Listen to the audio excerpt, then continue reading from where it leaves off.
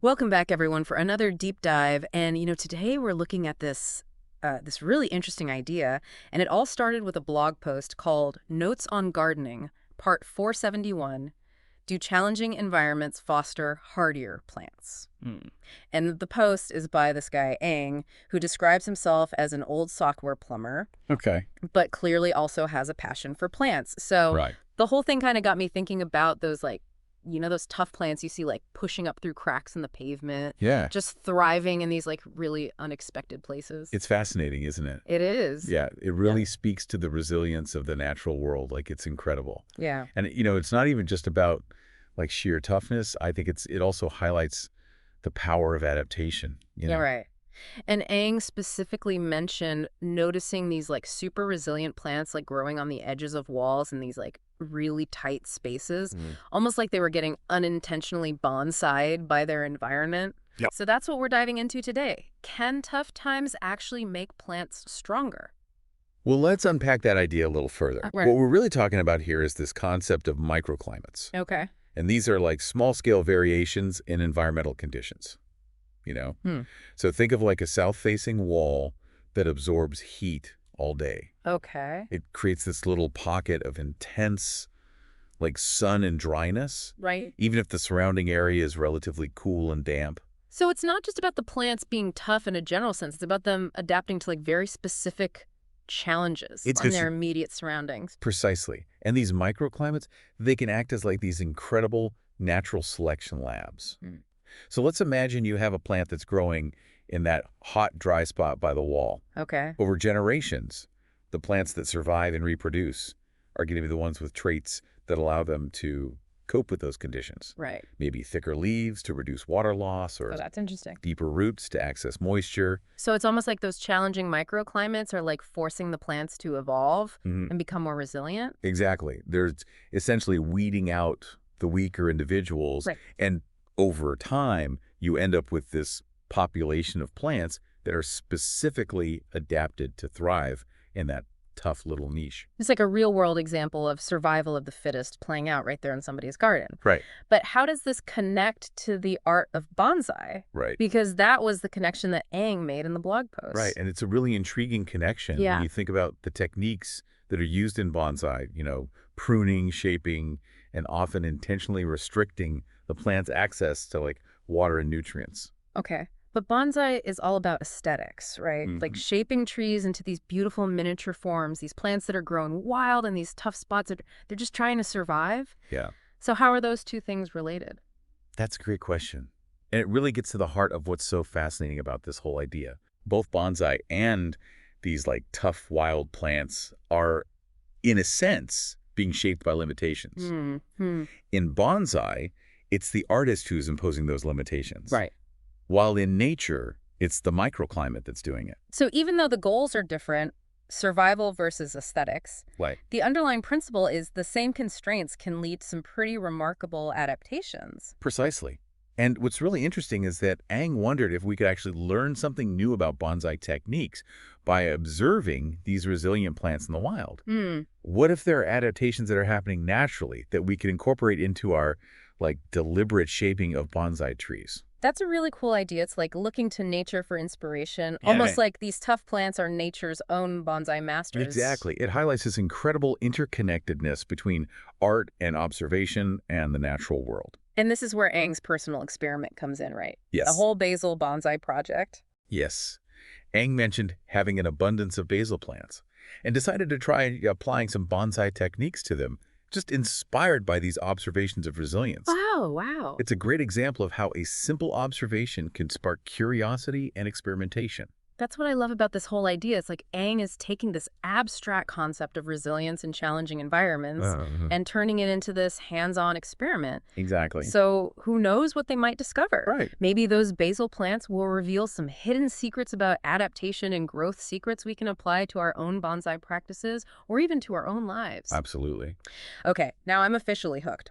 I want to know if Aang succeeds in creating a bonsai basil masterpiece. Uh-huh. But before we get ahead of ourselves, let's dive deeper into this connection between microclimate's resilience and bonsai. Okay. What specific adaptations might we be able to learn from?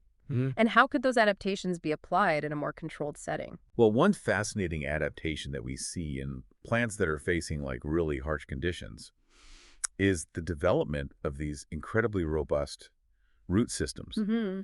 You think about those plants that are like pushing through cracks in concrete. They have to really search for water and nutrients. Yeah. So they send their roots deep and wide.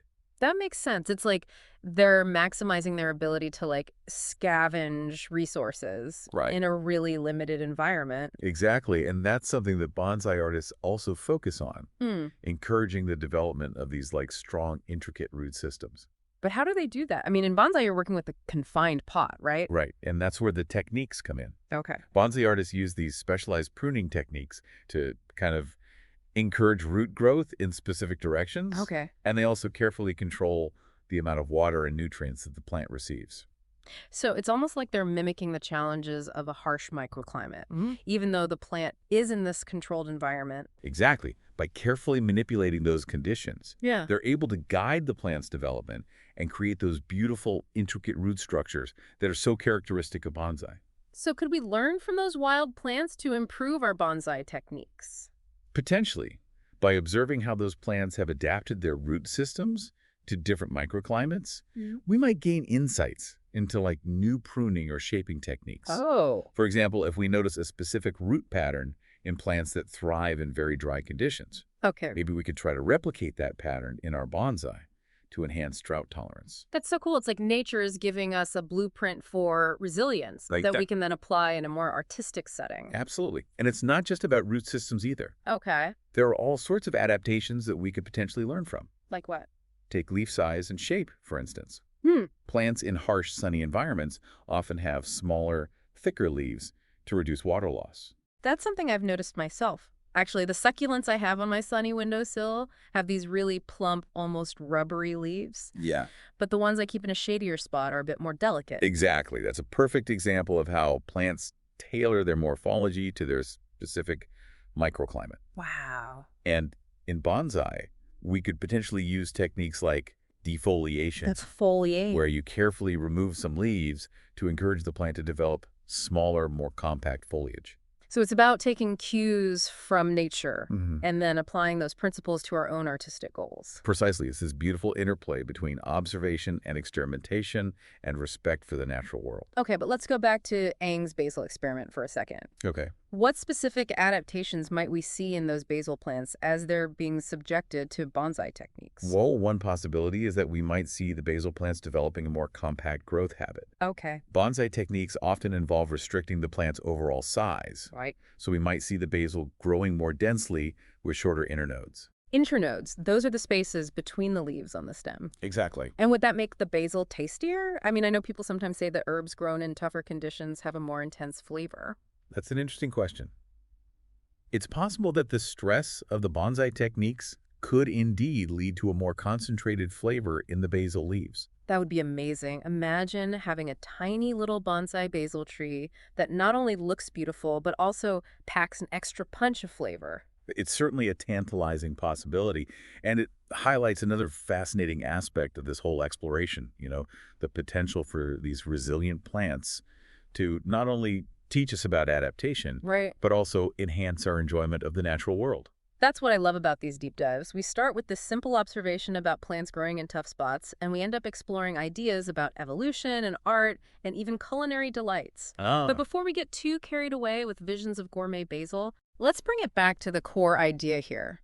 Resilience. We've been talking about plants, but can we apply these lessons to our own lives?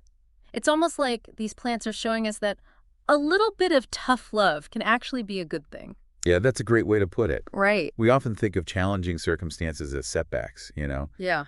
but what if they're actually opportunities for growth? Okay, I'm intrigued. Walk me through this. Well, think about those microclimates we discussed earlier. Okay. They're not just a phenomenon in the plant world. Right. They exist in our lives too. Those unique sets of circumstances that shape who we are. So instead of like literal sun and shade, Mhm. we're talking about things like our upbringing, Mm. the challenges we face, the skills we develop. Precisely. Those are the microclimates of our lives. And just like those plants adapting to those tough conditions, Yeah. we too develop resilience and resourcefulness when we face obstacles. I like that analogy. So you're saying that instead of always wishing for things to be easier, maybe we should embrace the challenges as chances to become stronger and more adaptable. Exactly. It's not about seeking out hardship, of course, Right. but it's about recognizing the potential for growth that exists even in difficult situations. Hmm. Think back to Aang's initial observation. Those plants weren't just surviving in those tough spots. Yeah. They were thriving. They were vibrant and full of life. Mm. That's the kind of resilience that we can cultivate in ourselves. This whole conversation has really shifted my perspective. I'm starting to see those weeds pushing through the cracks in the pavement as little symbols of hope, Yeah. proof that life finds a way to thrive even in the most unexpected places. And remember, just like bonsai artists can guide the development of a tree, we have a certain degree of agency in shaping our own microclimates. Mm. We can choose to learn from our challenges, develop new skills, and ultimately become more resilient versions of ourselves. So the takeaway here isn't just that tough times make plants stronger, it's that they can make us stronger too. Right. It's about embracing those microclimates in our lives and using them as fuel for growth. Beautifully put. And who knows, maybe those resilient plants can inspire us to create our own bonsai masterpieces. Not in the literal sense, but in the way we shape our own lives. That's an image I'm going to hold on to. Thanks for joining me on this deep dive. It's been truly insightful. The pleasure was all mine. And to all of you listeners out there, keep exploring, keep learning, and remember, even a tiny crack in the pavement can be enough to spark incredible growth.